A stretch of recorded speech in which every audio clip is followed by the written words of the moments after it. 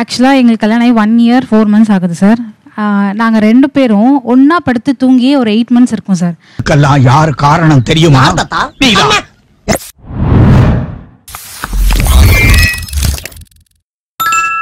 As you say அப்படின்னு ஒரு வார்த்தையை சொல்லி முடிச்சுட்டா நான் தான் சிரிச்சேன். சொல்லிட்டு சரிங்க. என்ன அர்த்தம் அவங்க கண்டுபிடிக்கிறாங்களான்னு பார்ப்போம். இது என்ன பார், முழுசா சந்திரமுகியா மாறி இருக்கிறவன் மனைவி கங்காவை பார்.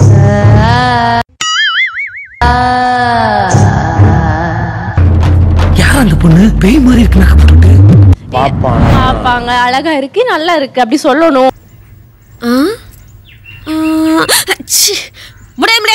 அம்மா கை கால்லாம் ரொம்ப வலிக்குது.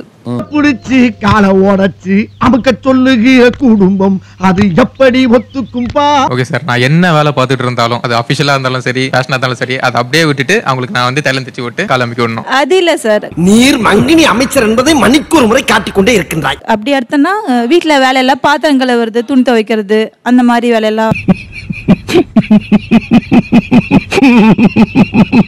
விஷயம் அது இல்ல தம்பி, எனக்கு கை கால வலிக்குது வீட்டு வேலைகளை நீங்க பாருங்கன்னு அதுக்கு அர்த்தமா? சரி ஓகே நான் பாத்துக்கிறேன், இதுக்கு நீ சப்போர்ட் பண்ணல நான் பாத்துக்கிறேன் அப்படிங்கிறது. அப்படியா? அப்படி இல்ல சார். என்ன அர்த்தம்? ஆக்சுவலா ரொம்ப அட்வைஸ் பண்ணிட்டு இருப்பாரு எதுக்காது.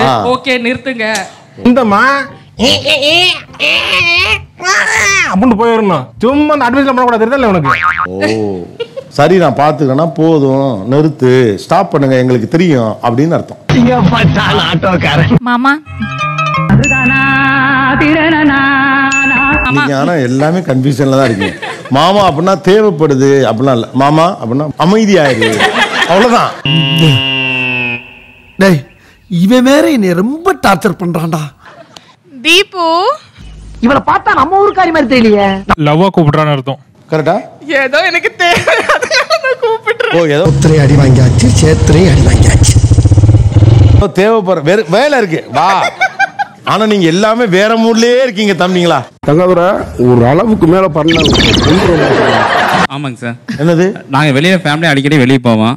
அப்போ போகிறப்ப மோஸ்ட்லி நான் தான் செலவு பண்ணுவேன். அண்ணே உன் கலர் காக்கா கலர்னாலும் உன் இருதயம் கொக்கு கலர்னே பண்ணுறப்ப அவங்க சிக்னல் காட்டுவாங்க.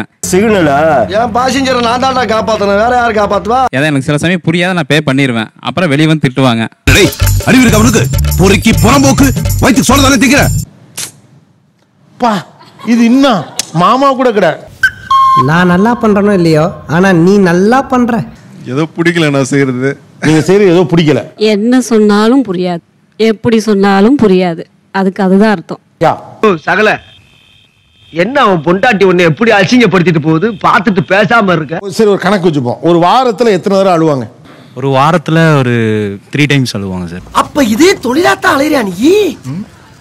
இவ்வளவு அழுகிற ஆளு என்னன்னு சொல்லிட்டு அழுக வேண்டியானமா? அழுவுறேன் அப்படின்னு சொன்னா ரொம்ப கேஷுவலா எடுத்துப்பாங்க. அழுவுறியா சிரிக்கிறியா? சரி. இத்தனை நாள் தான் வந்து எனக்கு நேற்று தலைவலி. ஏன் அழறீங்கன்னு தெரியலன்னு சொல்லுவீங்களா? ஆமா சார், தெரியலன்னு சொல்லுவேன். ஒரு செகண்ட் டைம் கேட்டாங்கன்னா சொல்லிடுவேன் சார். கொடுமை சரவணன்.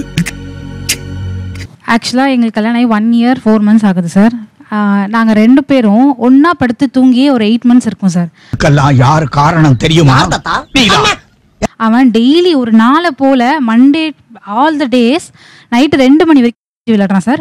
என்னடா சொல்ல ஏன்னா என் கூட வந்து ஒரு நாள் படுத்து தூங்கினா ஒரு நாள் கூட வந்து என் கூட படுத்து தூங்க மாட்டான் சார். ஐயர்கிட்ட அர்ச்சனைக்கு சொல்ற மாதிரி எல்லாத்தையும் சொல்லிட்டாலே. நைட்டு தூங்க கூடாதெல்லாம் கிடையாது. எனக்கு அந்த ஒரு டைம் தான் வந்து ஃப்ரெண்ட்ஸ் கூட சரி கொஞ்சம் டைம் ஸ்பெண்ட் பண்ற மாதிரி இருந்தது. ரொம்ப திட்டவும் முடியல, ஒரு அளவுக்கு மேல வேணா வேற ஏதாவது வார்த்தையை பேசி விட்டுருமோன்னு வேற பயமா இருக்கு. என்னங்க ஆஃபீஸ்லேருந்து வர கொஞ்சம் லேட் ஆகும் அப்படின்னா அவங்க ஆஃபீஸில் ரொம்ப ப்ரெஷராக இருக்காங்க. அவங்க வர்றதுக்குள்ளே நான் வந்து ஃபுட்டெல்லாம் ப்ரிப்பேர் பண்ணி பையனை பார்த்துக்கணும். உன்னுடைய சிந்தனையும் செயலும் அப்படியே என்னை போலவே இருக்கின்றது. நீ வெளில போலாம் அப்படின்னு சொல்றோம். இல்லப்பா உன் இஷ்டம் அப்படின்றாங்கன்னா சரி அங்கதான்டா இருக்கு இந்த ஸ்டைல் பாண்டியோட ட்விஸ்ட். நம்ம வேணாம் போவானான்னு சொல்றாங்க. நான் வீட்டில் இருந்தோம்னா நான் தான் சொன்னேன் போலான்னு சொல்லிட்டேன். ஸோ இன்டென்ஷன் என்ன அப்படின்னா ப்ராப்ளம் சால்வ் பண்ணுங்கிறது இல்லை. அடப்பாவீங்களா, இப்பதான் இதையே கண்டுபிடிக்கிறீங்களா? இது ஒரு பிளேம் கேம் இருக்கு. அவர் எந்த முடிவெடுத்தாலும் அது தவறு அப்படின்னு அவரை ஒரு நீ சரியா முடிவெடுக்கலங்கிற இடத்துல வச்ச மாதிரியே இருக்கேன். சூட்சமத்தை கண்டு விட்டாலே. ஏதாவது பிளான் பண்ணும்போது 2 days பிஃபோராகவே நான் சொல்லிடுவேன் அவங்க கிட்ட. அப்போ வந்துட்டு போ எல்லாம் ஓகே போ அப்படின்னுடுவாங்க. கிளம்புறப்போ கரெக்டா மூஞ்சி தூக்கி வச்சு உட்காந்துருப்பாங்க. ஐயோ தனியை தடவோட ஆரம்பிச்சிருச்சே, நீ பொட்டு வச்சு பூ வைக்காம போகாதையா. சரி என்ன பண்ணிட்டோம், என்ன வேணாமா அப்படின்னா இல்ல உன் இஷ்டம் அப்படின்வாங்க. என்னடா சொல்ற, ஒண்ணுமே புரியல. அவ பண்ற பிஹேவியர்ஸ் ரொம்ப இரிட்டேட்டிங்கா இருக்கும் சார். நாம வந்து சரி ஓகே பெர்மிஷன் கொடுத்துருவோம், ரொம்ப ஆடுவான் சார். அப்படி உலகண்டாது. ஒரு சினிமாவுக்கு போறதுக்கு ஒருத்தர் சந்தோஷமா போக கூடாதா? வாய்ப்பில்ல ராஜா. போன வருஷம் அந்த கிஃப்டை பிரிச்சுட்டு எதுக்கு ரிங்கி வாங்கிட்டு வந்தீங்க அப்படின்னு ஒரே சண்டைங்க சார். இதே வேலையாட்ட அலையறானா சார்? அவர் சர்ப்ரைஸ் பண்ணாலே பிடிக்குங்க சார். சர்ப்ரைஸ் இது வரைக்கும் பண்ணனதே இல்ல. உனக்கு என்னப்பா, நீ பைத்தியம். நீ என்ன வேணாலும் பேசலாம். பண்ணி தான் பைக் வாங்கி கொடுத்தேன். பைக் வாங்கி கொடுத்ததுக்கு ஏன் பைக் வாங்கினீன்னு கேட்ட அப்படிங்க. எதுக்காக, ஏன் இப்படி செஞ்ச? ஸ்டோன் வச்சா ரிங்கி வேணும் அப்படின்னு சொன்னாங்கன்னு தான் வாங்கி கொடுத்தேன். ஆனா இந்த ஸ்டோன் இல்ல, பிளாக் ஸ்டோன் வச்சது அப்படின்ட்டு மாத்திட்டாங்க. என்ன சொல்றது? ஒரு பைத்தியக்கார பைலட் மாட்டிட்டு படுற பாடு. அதுக்கான சூழலும் இருக்கு. இப்படி இருக்கிற போது வெளிப்படையாக பேசினால் தான் என்ன? நான் நினைச்சா பண்ணலாம், சோ ஆனா பண்ண மாட்டேன். இன்டிமேசி ரிலேஷன்ஷிப்ல கொஞ்சம் கொஞ்சம் இப்படி இருந்தா அது நல்லா இருக்குமேன்னு தான் நாங்க எக்ஸ்பெக்ட் பண்றோம்.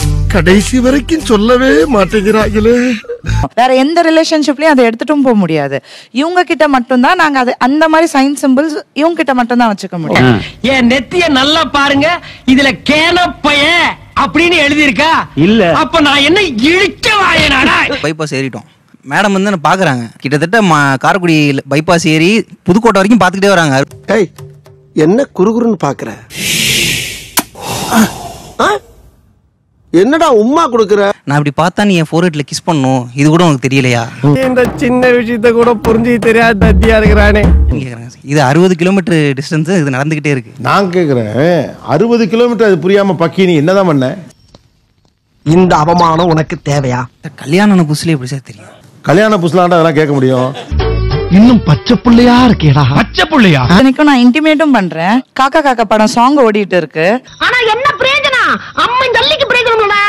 நான் அப்பயும் சொல்றேன், கேண்டி உனக்கு எதுவுமே ஃபீல் ஆகலையா? என்ன ஃபீல் ஆகணும்? நீங்க தான் சொல்றீங்க எதா இருந்தாலும் கேளுங்கன்னு சொல்றீங்க, வெளிப்படையா பேசுங்கிறீங்கல்ல, இது எப்படி நான் வெளிப்படையா சொல்றதுன்னு கேக்குறாங்க. அட சண்டாளா, நினைச்ச மாதிரியே சரிங்க திருப்பி விட்டானே, நான் என்ன பண்ணுவேன்? போயிட்டு வரும்போது நான் எப்பவுமே சர்ப்ரைஸ் எதுவும் பண்ண மாட்டாங்க, உங்களுக்கு தெரியாது.